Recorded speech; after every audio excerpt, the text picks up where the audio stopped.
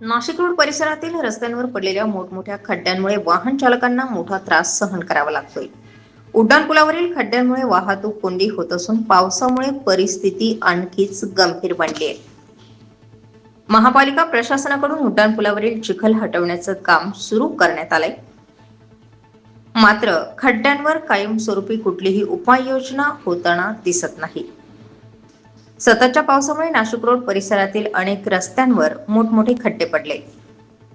Nashik road उड्डाणपुलावरील खड्ड्यांमुळे वाहनांचा वेग देखील मंदावलाय.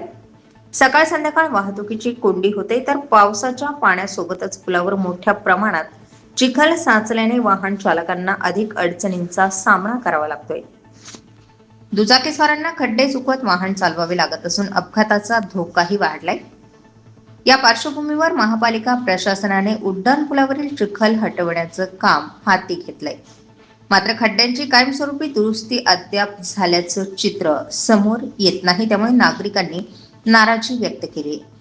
स्टार 24 फास्ट न्यूज साठी दीपक अंभोरे, नाशिक.